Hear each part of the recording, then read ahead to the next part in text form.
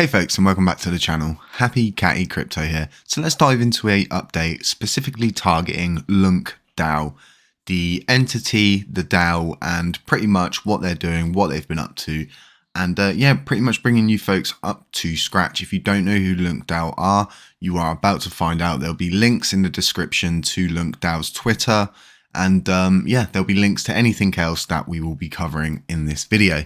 So let's dive straight into it. So if you don't know who LUNC DAO are, they're pretty much a active validator on the mainnet. If you don't know what the mainnet is, this is where the blockchain of Phoenix 1 resides, which is Luna 2's blockchain. The classic net is Columbus 5, which is the Luna Classic net. Okay, folks? So that's how it comes under the mainnet and then classic net. That's how they differentiate the two. And yes, they have two completely separate blockchains.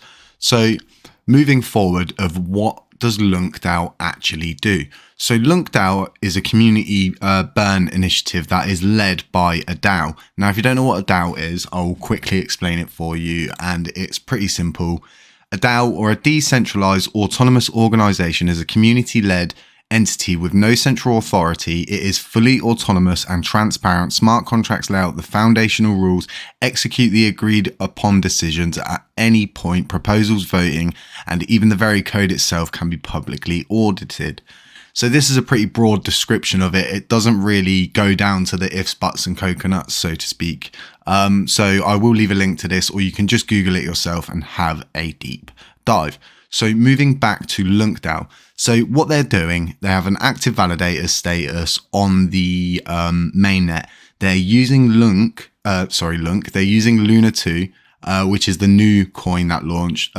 It's just called Luna, but we call it Luna 2. And they are staking that, and upon staking that, they are getting rewards in turn, which are they are then taking away from the mainnet blockchain and actually moving it to the classic blockchain, and in turn burning those coins. And they are doing this all the time, very regularly, and they're providing full transparency with every burn that they are doing. And like I said, they have done so much. I think the only other people that are competing on their level are MEXC. And if you didn't know this, MEXC actually finishes burning in 3 days. So that'll be 2 days as of tomorrow, or as of midnight tonight, so to speak. And what we want to see is MEXC actually adopt the 1.2% burn tax initiative that has been obviously proposed and put forward in the text proposal. And this would be probably, if we could get them to do it, it would be the first exchange to actually implement it off the chain. Like I stated, they have the ability to implement it on chain, but it's all about getting it implemented off chain as well. We do need both, but we do need the exchanges to be on board. Anyway, getting back to LUNC DAO. So, like I said, they're doing a lot of burning and they are getting a lot of traction. And sadly, they're also getting a lot of people fudding, saying they're a bad set of people, they're a bad group of people. They've got a hidden agenda. They want you to buy Luna so you can stake it. And that's just not the case. You are your own human being. It's down to you to decide what you would like to do. And if you would like to help the community by staking possibly the airdrops Luna that you have with LUNC DAO through the Terra station, you're able to do that. That's not us saying you should do that. That's us saying you need to make your own decision. We can only provide you the factual information that we see. So LUNC DAO today have been on the news in Busan, which is in Korea, if you didn't know. The translation from a Korean follower, new DAO aims to work to repair financial destruction caused by Do Kwon's terror. Word about LUNC burn is spreading quickly. And this is really, really good. And like I said, they're always active. They're always there. They're always answering people's questions. They do have a Telegram group. And like I said, they're always burning. They're always providing those factual based burns. They're not lying. They're not hiding anything. There's a lot of FUD surrounding some wallet that holds 300 billion Luna Classic coins that's supposedly theirs. And that's just not the case, folks. Okay.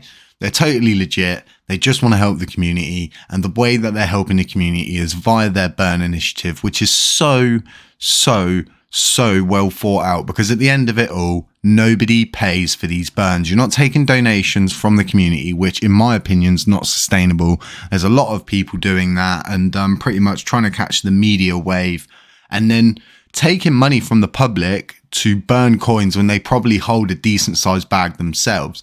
And this can be the case with a lot of people who are leading burn initiatives. So you always want to make sure that you're backing one that is not costing anybody anything to do it. And that's what people like LUNC are doing. That's what people like me are doing with the Lunar Classic Let It Burn channel.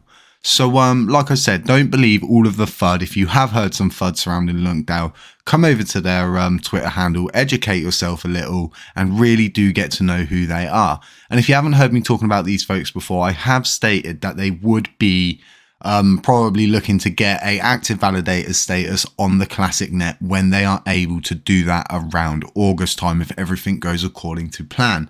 And they came out and said that they've got some plans in the works. They're not going to obviously define what they are, but just think about if they're able to achieve this in such a short span of time on the main net, what is possible for these folks on the Classic Net.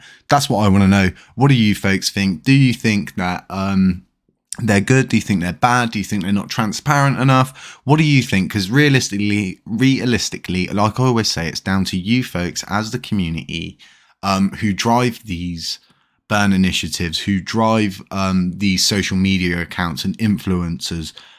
You folks are the fuel. And like I said, all they can do is provide the flame to light the fuel, so to speak. And at the end of it all, if nobody follows their stuff, if nobody retweets their stuff, if nobody likes what they're doing, you just don't get seen. And one thing that you'll always find in media influencing across the board, it's easier to bring people in with negative energy than it is to bring people in with positive energy. And this is across the board. It's always like this in all factors of media. It's just the way people's brains work. You're triggered. You have to look at it. You need to see what's going on. And like I said, it's not easy roping people in and bring people in based on facts and positive energy and things like that. And people think that you're providing hopium, clickbait and stuff like that. And a lot of people out there are very uneducated as to what's going on, what these burn initiatives are doing, what's behind them, how much it's actually costing people to do this. And yeah, it all really does need to get panned out and thought out very, very carefully when you do these kind of burn initiatives. And the people behind them are very important, especially you don't want a whale, so to speak, taking donations from a community that are wanting to obviously repair a coin, taking donations, which in turn are creating more fees on all of that money that is being sent to burn in the end, when the people who are donating it, you could just burn it yourselves. And if you don't know about the burn address, we have it pinned in our Telegram group as part of the FAQ. It is still, you can still go in there and you can still ask for the FAQ. If you can't, then DM me, I'll send you the FAQ and you can see it there. So yeah, I won't drag this on any much longer, folks, but like I said, don't always believe what you're being fed by mass influencers. Please find the correct information, don't become misinformed, and don't just take people's word for stuff, because it's dangerous. And as you can see, they burnt this one most recently. Oh no, I think there might even be one more recent since then. Let's have a little check quickly. 21st, yeah, here we go.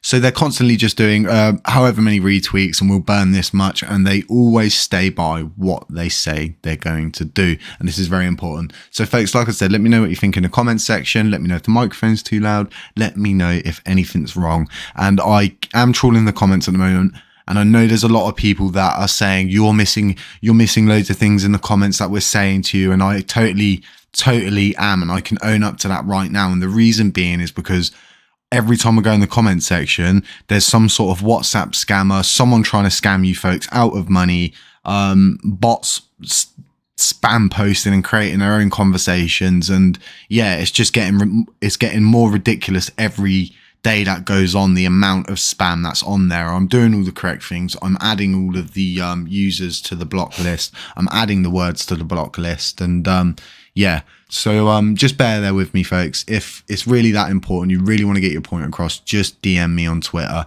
and I will get back to you on there. So folks, stay safe out there. It's not financial advice, and I will catch you folks in the next one.